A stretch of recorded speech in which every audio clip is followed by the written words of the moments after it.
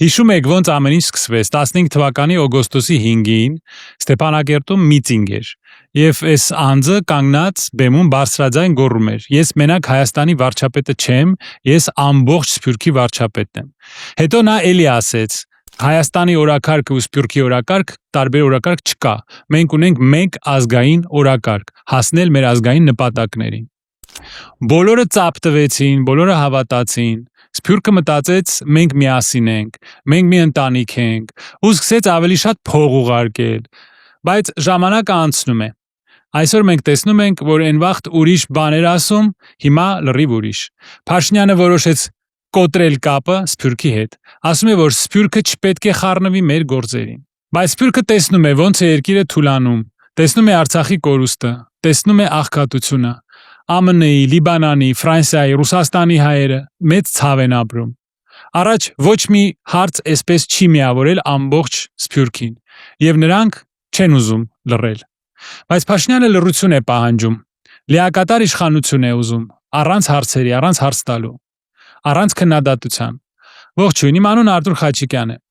Հաստատ նկատած կլինեք, թե ոնց են էկրաններից հիմա փորձում փոխել մեր արժեքները ու ցույց տալ, թե ով է հիմա մեզ ընկեր, ով թշնամի։ Իշխանությունները վարպետորեն շեղում են մարդկանց ուշադրությունը իրենց սխալներից, զոհաբերելով մեր ազգային միասնությունը։ Այս թողարկման մեջ մենք կքանդենք ու կհասկանանք, թե ոնց եւ ինչի երկրի ղեկավարությունը հստակ ոչնչացնում է կապը Սփյուռքի հետ։ Շատերը երևի չեն հասկանում։ Սփյուռքը մենակ դրսի հայերը չեն։ Դա մեր օրգանիզմի մի մասն է։ Դա մեր ձեռքերն են, որ աշխատում են մեզ համար ամբողջ աշխարհում։ Դա մեր ձայներն են, որ գոռում են մեր մասին, երբ մենք լռում ենք։ Դա մեր գրպաններն են, որ պահում են մեր ընտանիքներին Հայաստանում։ Հայաստանը փոքր երկիր է։ Մենք մոտ 3 միլիոն ենք։ Իսկ մեր Սփյուռքը 8-ից 10 միլիոն հայ է ամբողջ աշխարհում։ Նրանք մեզնից 3 անգամ շատ են։ Եկեք տեսնենք, որտեղ են ապրում մերոնք։ Հաշվարկներով Ռուսաստանում ապրում է մոտ 2.5 միլիոն հայ։ Սա ամենամեծ համայնքն է։ ԱՄՆ-ում մինչև 1.5 միլիոն, Ֆրանսիայում 500,000-ից ավել։ Սա մեծությամբ երկրորդ համայնքն է աշխարհում։ Վրաստանում մոտ 170,000 եւ այսպես շարունակ։ Ընդհանուր առմամբ հայերը ապրում են աշխարհի ավելի քան 100 երկրներում։ Սփյուռքն էլ մարդիկ են, ովքեր փող են ուղարկում Հայաստան։ Ամեն տարի դրսի հայերը միլիարդավոր դոլարներ են ուղարկում մեր հանրապետություն։ Համաշխարհային բանկի տվյալներով 2024 թվականին դեպի Հայաստան դրամական փոխանցումները կազմել են երկրի հնայի մոտ 5%, իսկ 2022 թվականին այդ թիվը հասնում էր հնայի 10.4%-ին։ Համեմատության համար ասեմ, աշխարհով այս ցուցանիշը միջինում ընդամենը 0.72% է։ Այսինքն Հայաստանի կախվածությունը Սփյուռքի փողերից 10 անգամ ավելի մեծ է, քան աշխարհում միջինը։ Հետազոտությունները ցույց են տալիս, հայկական ընտանիքների բոլոր ծախսերի մոտ 25%-ը ծածկվում է դրսից եկած փողերով։ Ամեն 4-րդ դրամը, որ ծախսվում է ուտելիքի, դեղերի, երեխաների,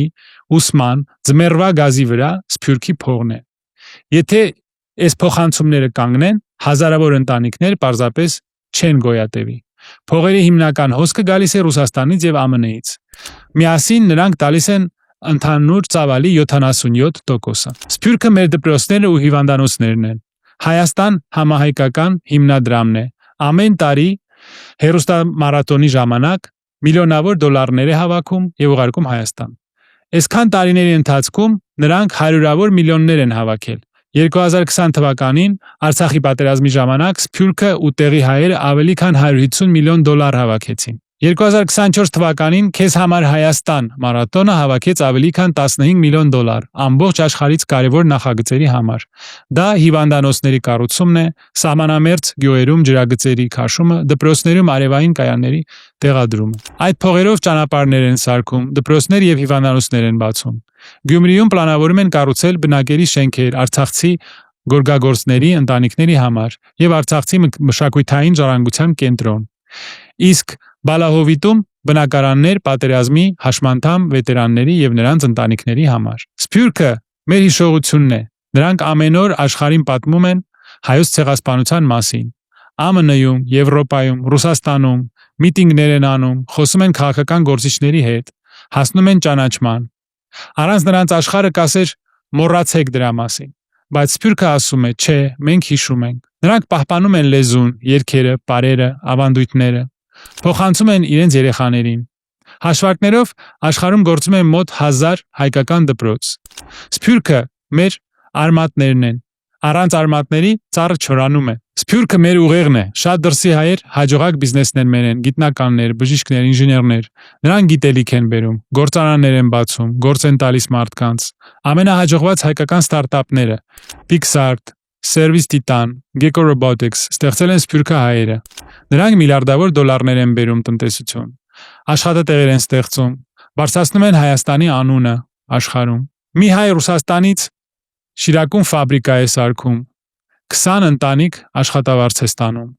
Մեկը Ամերիկայից 55 պրոյեկտ է բերում, 100 երիտասարդ Երևանում նորմալ փողով աշխատում է։ Սփյուռքը մենակ փող չի ուղարկում, նա օգնում է արժանապատիվ ապագա կառուցել։ Բայց վատ նորություններ էլ կան։ Օտարերկրյա ներդրումները Հայաստանում ընկնում են։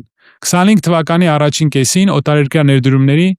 զուտ ներհոսքը կազմել է ընդամենը 48 միլիարդ դրամ, սա մոտ 125 միլիոն դոլար է։ Համեմատության համար 24-ի առաջի կեսին եղել է 107 միլիարդ դրամ, 279 միլիոն դոլար։ Անկումը ավելի քան 2 անգամ է։ Չէ որ ներդրումները աշխատատեղեր են, սրանք նոր գործարաններ են ու նրանք գնում են երկրից։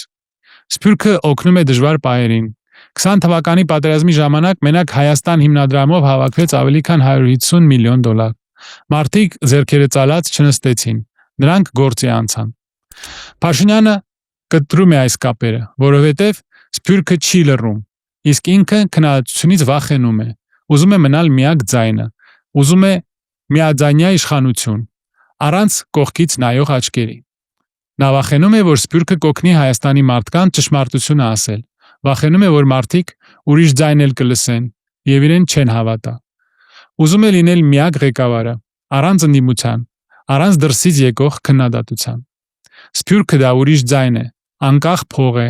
Կան կազմակերպություններ, որ իրեն չեն ենթարկվում, ու հենց դա էլ իրեն ջղայնացնում է։ Իսկ ո՞նց է դա անում։ Ձևերը պարզ են։ Առաջինը բառերով, ասում է Սփյուռքը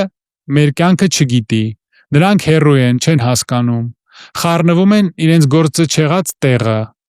Իր աջակիցներն էլ նույնը կրկնում են հեռուստացույցով, ինտերնետով, միտինգներում, ու մարդիկ կամաց-կամաց սկսում են հավատալ։ Երկրորդը գործերով բարդացնում է վիզաների հարցը, փակում է Սփյուռքի ծրագրերի ճանապարհը Հայաստանում։ Սփյուռքի կազմակերպություններին ասում է օտար գործակալներ, այն դեպքում, երբ նրանք տասնյակ տարիներ օգնել են երկրին։ Երրորդը սուտն է։ Ասում է, թե Սփյուռքը ֆինանսավորում է ընդդիմությանը, թե Սփյուռքը ուզում է իշխանությունը գցել, բայց ոչ մի ապացույց չկա, դա էլ է սուտ։ Չորրորդը արհամարանքն է, չի պատասխանում նամակներին, չի հանդիպում Սփյուռքի առաջնորդների հետ։ Ձև է անում, թե Սփյուռքը ընդհանրապես չկա։ Սփյուռքը մեր ուղեղն ու սիրտն է դրսում։ Դա մեր պատմական հիշողությունն է, մեր արմատներն են, մեր լեզուն է, երգն է, ավանդույթն է, ցեղասպանության մասին մեր ճշմարտությունն է։ Եթե եւս կապը կտրենք, հիշողությունն էլ կկորցնենք։ Սա Հայաստանի քանդման ծրագրի մի մասն է։ Փաշինյանը ուզում է թույլ, մոռացված, մենակ մնացած երկիր, առանց անցյալի, առանց աջակցության, առանց դրսում հնչող ձայնի։ Ինչու են դրսում ապրող միլիոնավոր հայեր դրա դեմ։ Բոստոնից մինչև Փարիզ, Սոչից մինչև Բեյրութ բոլորը գրեթե նույն բանն են ասում։ Պատճառ առաջինը Արցախի պատերազմի սխալներն են։ Սփյուռքը սեփական աչքով տեսավ տարածքների կորուստը։ Սփյուռքի միլիոնավոր հայեր քննադատում են Փաշինյանին իր սխալների ու սադրանքների համար։ Քննադատում են Ադրբեջանի հետ նվաստացուցիչ բանակցությունների համար։ Լոս Անջելեսում ու Գլենդեյլում հայերը դուրս էին գալիս ցույցերի, պաստառներով։ Արցախը հանձնված է։ Պատանդներին թողել են։ Երբ Փաշինյանը 25 թվականին գնաց Վաշինգտոն, նրան բողոքի ակցիաներ են դիմավորել։ Հենց դիսպանատան կողքը։ Սփյուռքը հիշում է, եւ նա այդ դավաճանությունը չի ներել։ Պատճառը երկրորդ՝ տնտեսությունը ու աղքատությունը։ Գները աճում են, աշխատավարձերը փոքր են։ Սփյուռքը տեսնում է, որ կառավարությունը երկրի խնդիրները չի լուծում։ Հարստանում են մենակ Փաշինյանի շրջապատի մարդիկ։ Ընդ որում, հենց Սփյուռքի փոխանցումներն էին երկիրը ջրի վրա պահում, բայց խնդիրները չեն լուծվում։ Գործարանները փակվում են, երիտասարդները գնում են երկրից։ Սփյուռքը սա տեսնում է եւ հարցեր է տալիս, բայց պատասխան չկա։ Պատճառ երրորդը միանձնյա կառավարությունն է։ Փաշինյանը փակում է քննադատության ճանապարհը։ Լրագրողները, փորձագետները, ընդդիմությունը ոչ մեկը չի կարող հանգիստ ասել ճշմարտությունը։ Սփյուռքը տեսնում է, որ ամբողջ իշխանությունը մեկ մարդու ձեռքում է։ Նրանք տեսնում են, որ Հայաստանը կամաց-կամաց դառնում է մի մեծ բանտ։ Ժողովրդավար երկրներում ապրող հայերը լավ գիտեն, երբ իշխանությունը սկսում է փակել ու ճնշել մրցակիցներին, դա արդեն ժողովրդավարություն չէ, դա բռնապետության ճանապարհ է։ Պատճառ 4. Հարձակումը եկեղեցու վրա։ 25 թվականին Փաշինյանը պատերազմ սկսեց հայ առաքելական եկեղեցու դեմ։ Հոկտեմբերի 15-ին Արագազոտնի թեմում խուզարկություններ եղան։ Մի խումբ հոգևորականների տարան քննչական կոմիտե։ Եպիսկոպոս Մկրտիչ Պրոշյանին 2 ամսով կալանավորեցին։ Եպիսկոպոս Միքայել Աջապահյանին դատապարտեցին 2 տարվա ազատազրկման։ Փաշինյանը տաճարներին ասում է աղբով լի պահեստներ, իսկ եպիսկոպոսների ժողովը բաց տեքստով մեղադրեց իշխանությունը համակարգված հակաեկեղեցական արշավի մեջ ու հայտնաբերեց, որ վարչապետը վաղուց ատելություն եւ անհարժողականություն է տարածում եկեղեցու հանդեպ։ Սփյուռքի համար սա արդեն բոլոր սահմաններից դուրս էր։ Ինչու՞։ Որովհետև դրսում ապրող հայի համար եկեղեցին պարզապես շենք չէ։ Դա մշակութային կենտրոն է, դա կապ է հայրենիքի հետ։ Մարդը կարող է 3 սերունդ ապրած լինել, անգլերեն եւ հայերեն լավ չիմանալ, բայց ինքը գիտի, կիրակի օրը գնում է հայկական եկեղեցի։ Երբ Փաշինյանը հարվածում է եկեղեցուն, նա անձամբ հարվածում է Սփյուռքի ամեն մի հայի, ու նրանք ասում են. դու դավաճանում ես մեր հավատքին եւ մեր պատմությանը։ Պատճառ 5. Սփյուռքի հետ կռիվն է։ Փաշինյանը մտել է հակամարտության մեջ դրսի հայերի հետ։ Կազմակերպությունները, որոնք օգնում էին դպրոցներին, հիվանդանոցներին, մշակութային ծրագրերին, հիմա հանկարծ թշնամի են հայտարարվում։ Մարդիկ, որ միլիոնավոր դոլարներով ճանապարհ էին կառուցում, կլինիկաներ էին բացում, հիմա կոչվում են օտար գործակալներ։ Սփյուռքի համար Փաշինյանը այն մարդն է, որը թուլացրեց երկիրը ու մեզ անպաշտպան թողեց։ Ուրիշ խոսքով, Բոստոնից մինչև Փարիզ, Սոչիից մինչև Բեյրութ, Սփյուռքը մի բան է տեսնում։ Փաշինյանի տարիներին Հայաստանը թուլացավ։ Մենք կորցրեցինք Արցախը, կորցրեցինք վստահությունը։ Տնտեսությունը երկար պահվեց դրսից եկած փողերով, բայց դա էլ վերջացավ։ Դատարանները աշխատում են վարչապետի համար։ Եկեղեցին հարվածի տակ է։ Սփյուռքը հիմա չի վիճում, թե Երևանի որ թաղամասում այգի սարքի։ Նրանք վիճում են շատ ավելի ծանր հարցի շուրջ. արդյոք Հայաստանը ընդհանրապես մնալու է։ Եվ այդ վեճում նրանք բոլորը գրեթե հայտնվել են նույն կողմում։ Ու նրանց մոտ գրեթե կասկած չկա, որ եթե Փաշինյանը մնա, Հայաստանը կարող է նույնիսկ անհայտանալ աշխարհի քաղաքական քարտեզից։ Փաշինյանը մեզ իրար հետ կռվածնում է, ասում է, թե Սփյուռքը հեռու է, չի հասկանում։ Ոնց կարող ենք դրա դեմը առնել։ Առաջինը ճշմարտությունը բարձրաձայն ասում ենք։ Ամեն օր Instagram-ում, խոհանոցում, գործի տեղը մենք մի ժողովուրդ ենք, Սփյուռքը մենք ենք։ Երբ մեկը ասում է Սփյուռքը մեր թշնամին է, իրանք բան չեն հասկանում։ Միանգամից հանգիստ ու հաստատակամ պատասխանում ենք։ Մենք մի ժողովուրդ ենք, մենք մի ազգ ենք։ Բարձրաձայն ասված ճշմարտությունը շատ արագ է տարածվում։ Երկրորդը, կապ պետք է պահպանել։ Պարզապես վերցրեք ձեր հեռախոսները եւ զանգեք ձեր հորեղբորը Լոս Անջելեսում, կամ գրեք ձեր քրոջը Ռոստովում կամ Փարիզում։ Ասեք այս պարզ բառերը. մենք կողմ չենք այն ամենին, ինչ անում է այս անձը։ Մենք ձեր հետ ենք։ Եվ զանգերը եւ այդ նամակները թելերի պես են, իրանք կապում են մեզ, չեն թողնում, որ մենք միմյանցից կտրվենք։ Երրորդը, կիսվում ենք լավով։ Պատմեք դեպքեր, որոնք բոլորը գիտեն, բայց լռում են, թե ոնց Սփյուռքը նոր դպրոց սարքեց Հայաստան հիմնադրամի միլիոններով, թե ոնց Ֆրանսիայի բարեկամը թանկարժեք դեղեր ուղարկեց հարևանիդ համար։ Թող մարդիկ իրենց աչքով տեսնեն, Սփյուռքը թշնամի չէ։ Չորրորդը, թույլ չենք տալիս մեզ խաբել։ Չենք մոռանում պատմությունը։ Երբ իշխանությունը ասում է Սփյուռքը խառնվում է իր գործը ջեղած տեղը, միանգամից պետք է հիշենք 19 թվականի օգոստոսի 5-ը Ստեփանակերտը, այն միտինգը։ Փաշինյանը ինքն է բեմում կանգնած գոռում. ես ամբողջ հայկական Սփյուռքի վարչապետն եմ։ Մենք ունենք մեկ ազգային օրակարգ, իսկ հիմա ինքն է Սփյուռքի գլխավոր թշնամին։ Սա քաղաքականություն չի, սա երկրի մասին հոգ տանել չի, սա սովորական մանիպուլյացիա է։ Մենք տեսնում ենք ոնց են փոխվում բառերը, երբ մարդուն լիակատար իշխանություն է պետք։ Եկեք ճշմարտության աչքերին նայենք։ Ինչ կլինի, եթե Փաշինյանը հասնի իր ուզածին։ Եթե Սփյուռքը երես թեքի մեզանից, եթե կապը ընդմիշտ կտրվի։ Առաջինը, մենք կորցնում ենք մեր փողը, տարեկան միլիարդավոր դոլարներ։ Սա նվեր չի, սա կյանք է։ Այդ փողերով դպրոցներ են սարքվում, դեղեր են առնվում, վիրահատություններ են կատարվում, ճանապարհներ են կառուցվում։ Առանց այդ փողի հազարավոր ընտանիքներ կմնան առանց օգնության։ Երկրորդը, մենք կորցնում ենք մեր ձայնը աշխարհում։ Երբ ՄԱԿ-ում կամ Եվրոխորհրդարանում քննարկում են Հայաստանը, ով է խոսում մեր փոխարեն՝ Սփյուռքը։ Իրանք կապեր ունեն, լոբիստների համար փող ունեն, ձայներ ունեն։ Առանց իրանց մեզ ուղղակի չեն լսի։ Մեր խնդիրները ոչ մեկի պետքը չեն։ Իսկ Թուրքիան եւ Ադրբեջանը ամեն տարի ավելի բարձր են ասում, ոչ մի ցեղասպանություն չի եղել։ Առանց Սփյուռքի ով իրանց կպատասխանի, ոչ մեկ։ Երրորդ, մենք կորցնում ենք մեր հիշողությունը։ Սփյուռքը մեր պատմության պահողն է։ Հենց իրանքն են ամեն տարի բարձրացնում ցեղասպանության հարցը։ Իրանք չեն թողնում աշխարհին մոռանալ, թե ինչ է եղել 1915 թվականին։ Եթե մենք կտրենք կապերը իրանց հետ, պատմությունը կջնջեն ու նորից կգրեն։ Արդեն գրում են։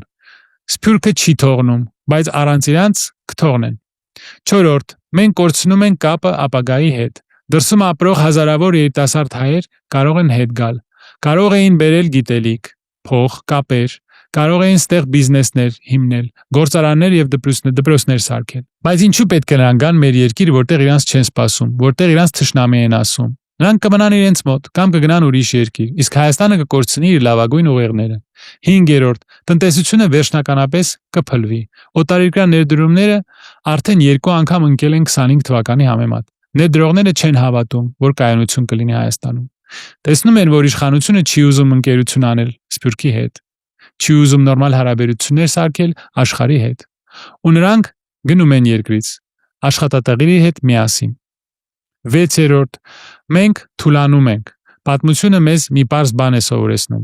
Հայաստանը գոյատևել է, երբ միասնական է եղել։ Հայաստանը կործանվել է, երբ հայերը սկսել են իրար հետ կռվել։ Հիմա այս անձը ամեն ինչ անում է, որ մենք իրար հետ կռվենք։ Սփյուռքը չի հասկանում մեր կյանքը, ասում է նա։ Սա սուտ է։ Սփյուռքը շատ լավ էլ գիտի, որովհետև ստեղ իրանց բարեկամներն են ապրում, իրանց ծնողները, իրանց քույրերը եւ եղբայրները։ Մեզ հաճախ ասում են, թե այսօրվա իշխանությունը Հայաստանը տանում է դեպի Եվրոպա, թե այս անձը եվրոպական ստանդարտներով դեմոկրատիա է կառուցում Հայաստանում։ Բայց եկեք ճշմարտության աչքերին նայենք։ Իսկական Եվրոպան ո՞նց է վերաբերվում իր Սփյուռքին։ Եվրոպական երկրներում հայրենակիցների համար հոգ տանելը միտինգի դատարկ խոսքեր չեն, դա օրենք է, դա հիմնական արժեք է։ Նայենք Հունգարիային։ Նրանք սահմանադրության մեջ հոդված D սևով սպիտակի վրա գրված է այնտեղ։ Հունգարիան պատասխանատվություն է կրում դրսում ապրող հունգարացիների ճակատագրի համար։ Պետությունը պարտավոր է օգնել նրանց, պահել ազգային դեմքը եւ զարգացնել համայնքները։ Բուդապեշտը մենակ փող չի ուզում նրանցից։ Նա իրավունքներ է տալիս, ակտիվ երկքաղաքացիություն է բաժանում։ Հատուկ կրթաթոշակներ է տալիս Սփյուռքի ուսանողներին եւ իրենց ընդգրկում կյանքի մեջ, երկրի կյանքի մեջ, հունգարական Սփյուռքի խորհրդի միջոցով։ Իսկ հիմա նայենք Լեհաստանին։ Այնտեղ լեհական Սփյուռքի այսպես կոչված Պոլոնիայի աջակցության ահռելի պետական ծրագիր գոյություն ունի։ Նրանք նույնիսկ պաշտոնական ազգային տոն ունեն՝ Պոլոնիայի եւ դրսի լեհերի օրը, որը նշում են մայիսի 2-ին։ Լեհաստանի կառավարությունը ու ԱԳՆ-ն ամեն օր Սփյուռքին ընդգրկում են երկրի կյանքի մեջ։ Ֆինանսավորում են իրենց դպրոցները, պահում են բիզնես կապերը, պաշտպանում են քաղաքական շահերը։ Եվրոպացիների համար իրենց Սփյուռքը երկրի հպարտությունն եւ ուժն է միջազգային դաշտում։ Իսկ ինչ է անում այս անձը։ Մի մարդ, ով խոսքերով այդքան ձգտում է եվրոպական արժեքներին, ինքը ճիշտ հակառակն է անում։ Հատուկ ոչնչացնում է այդ կապը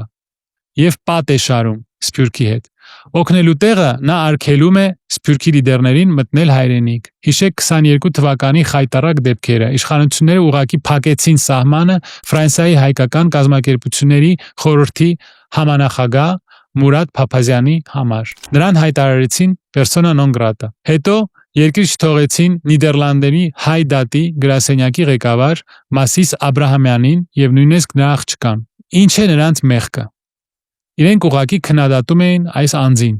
Իրանք պահանջում էին պաշտպանել Արցախը եւ համաձայն չէին պարտվողական քաղաքականության հետ։ Իշխանությունը քննադատելը դեմոկրատիայի հիմք է, բայց այս անձի համար ուրիշ մեթոդներ կան։ Նա վրեժ է լուծում։ Երկար դատական լսողություններ պետք եղան, որպեսզի ստիպել հայկական իշխանությունները հանել այս ապօրինի արգելքը եւ ջնջել Սփյուռքի գործիչների անունները անցանկալի անձած ցուցակներից։ Իսկական եվրոպական արժեքները ազգը միավորելն է, ուրիշի կարծիքը հարգելը, խոսքի ազատությունն է եւ աշխարհով մեկ քո մարդկանց պաշտպանելը։ Իսկ այն ինչ անում է այս անձը, սփյուռքի հետ մեր կապը խզելով, կոտրելով, դա եվրոպական չի։ Դա սովորական ավտորիտարիզմ է եւ վախ, անկախ ձայներից։ Փաշինյանը եվրոպական փորձը չի վերցնում։ Ինքը դա լրիվ մերժում է, Հայաստանը դարձնելով թույլ մեկուսացված երկիր, որի դռները շրխկացնում է սեփական քաղաքացիների երեսին։ Սփյուռքը չի լռում, եւ մենք էլ չենք լռելու։ 3 միլիոն ստեղ ենք, 8 միլիոն ընտեղ, 11 միլիոն, որոնք չենք թողնի, որ ոչնչանա Հայաստանը։ Շնորհակալություն, որ նայեցիք մինչև վերջ։ Կիսվեք այս վիդեոյով բոլոր նրանց հետ, ովքեր ուզում են լսել ճշմարտությունը։ Միասին մենք ուժ ենք, առանձին մենք ոչ մեկ ենք։